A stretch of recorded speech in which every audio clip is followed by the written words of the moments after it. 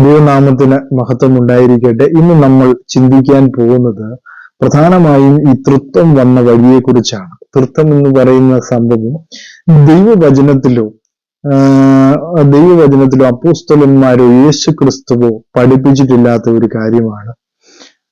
പ്രധാനമായിട്ടും ഇന്നത്തെ ക്രൈസ്തവ ലോകം പിന്തുടർന്നുകൊണ്ടിരിക്കുന്നത് വളരെ തെറ്റായ ഉപദേശം എന്ന് മാത്രമേ അതിനെക്കുറിച്ച് നമുക്ക് പറയുവാനായിട്ട് സാധിക്കുന്നുള്ളൂ. അതായത് നമ്മൾ പറയുമ്പോൾ ഉപായിയായ സർപ്പത്താൽ ഉണ്ടാക്കപ്പെട്ട ഉപദേശം എന്ന് വേണം അതിനെ പറയേണ്ടത്. പലപ്പോഴും നമ്മൾ മനസ്സിലാക്കണം. അതായത് സഭ 4-ാം നൂറ്റാണ്ടിൽ ഏകദേശം തൃത്വ ഉപദേശം രൂപപ്പെടുത്താൻ തുടങ്ങി എന്നാണ് പലപ്പോഴും കാണാനായിട്ട് കഴിയുന്നത്. അതായത് നിക്കിയ സുന്നഹദോസ്, അതായത് AD 325 പുത്രൻ പിതാവിനോട് സത്തസമത്വവും, അതായത് കോൺസ്റ്റാന്റിനോപ്പിൾ സുന്നഹദോസ്, അതായത് AD 381 അതായത് പരിശുദ്ധാത്മാവിന്റെ ദൈവത്വവും അംഗീകരിക്കുകയും പിതാവ് പുത്രനെ ജനിപ്പിക്കുന്നതായും പരിശുദ്ധാത്മാവ് പിതാവിൽ നിന്നും പുത്രനിൽ നിന്നും പുറപ്പെടുന്നതായും ഔദ്യോഗികമായി അംഗീകരിച്ചു എന്ന് സിസ്റ്റമിക് തിയോളജിയിൽ നമ്മൾ പഠിക്കുമ്പോൾ അതിന്റെ പേജ് 147 അതായത് ത്രിയേകത്വം എന്ന് നമുക്ക് കാണാൻ കഴിയുന്നുണ്ട്.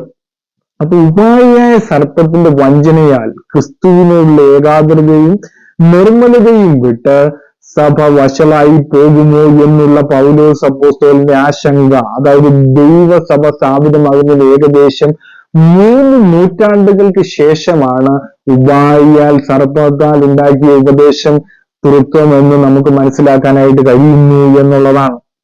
അപ്പൊ നമ്മൾ തൃത്വത്തെക്കുറിച്ച് അതിന്റെ ആദ്യ കാലങ്ങളെ കുറിച്ച് പറയുമ്പോൾ പ്രാക്സിസിന്റെ ഉപദേശമുണ്ട്. അതായത് പ്രാക്സിസിന്റെ ഉപദേശം എന്ന് പറയുന്നത് AD 180 ഈ 210 ഇടയിലാണ് ആ ഉപദേശം. അതായത് പിതാവും പുത്രനും പരിശുദ്ധാത്മാവും ഒരു ദിവ്യ വ്യക്തിയുടെ വിശ്വസ്ത രൂപങ്ങളോ പ്രകടനങ്ങളോ മാത്രമായിരുന്നു എന്നാണ് അദ്ദേഹം പഠിപ്പിച്ചത്.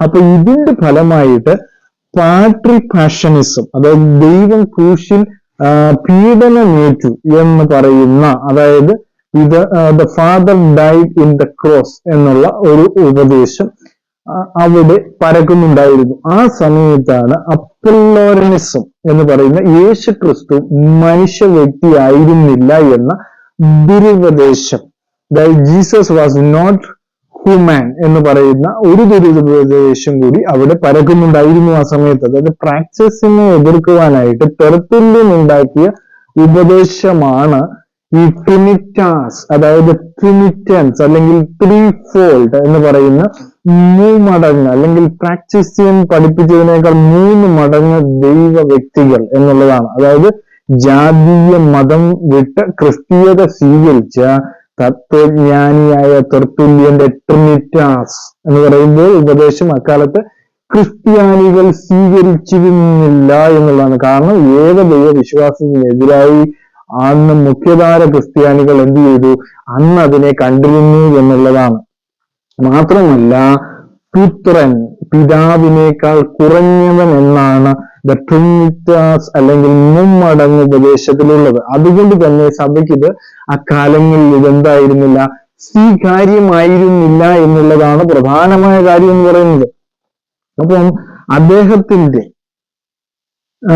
കൃതികളിൽ, അതായത് വർക്ക് അഗൈൻസ്റ്റ് പ്രാക്സാസ് അല്ലെങ്കിൽ 213 അതായത് 213 AD ഇറങ്ങി ക്രിസ്തീയ സമൂഹം സ്വീകരിക്കാത്തത് കൊണ്ട് പ്രാക്സിസത്തിന്റെ ഉപദേശത്തിനെതിരായിട്ടുള്ളതായാൽ സഭാപിതാക്കന്മാർ എന്ത് ചെയ്തു?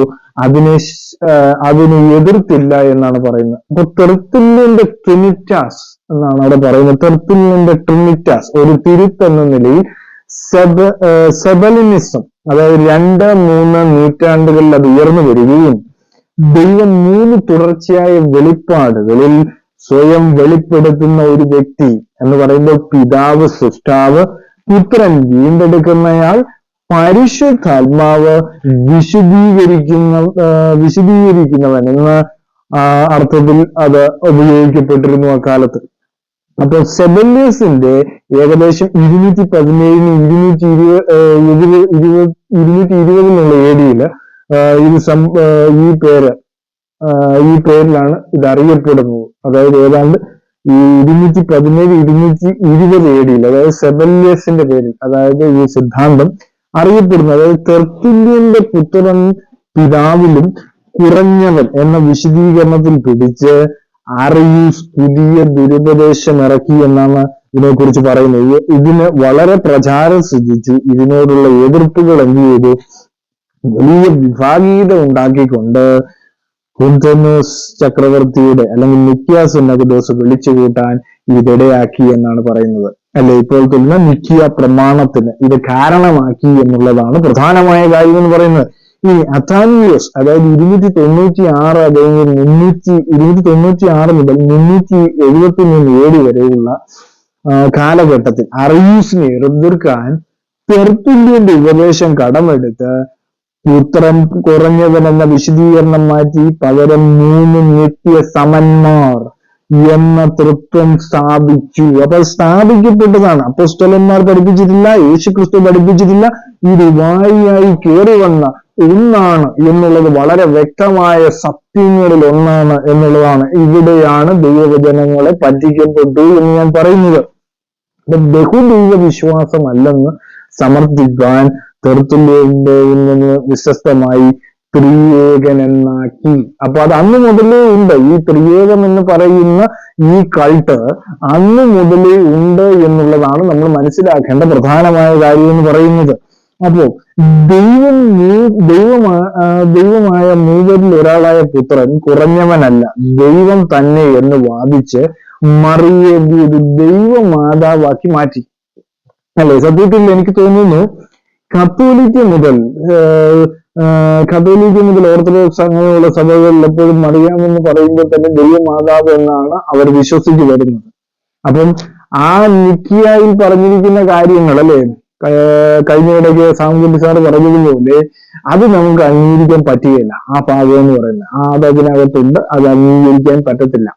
അല്ലെ, അത് അദ്ദേഹം മാറ്റി കളഞ്ഞിട്ട് ബാക്കി ഭാഗം നമുക്ക് എടുക്കാമെന്ന് പറഞ്ഞ പല ആൾക്കാരുമുണ്ട്. അപ്പോ അവിടെ പറഞ്ഞത് ദൈവമായ മൂവരിൽ ഒരാളായ പുത്രൻ കുറഞ്ഞവനല്ല, ദൈവം തന്നെ എന്ന് വാദിച്ച് എന്ത് ചെയ്തു?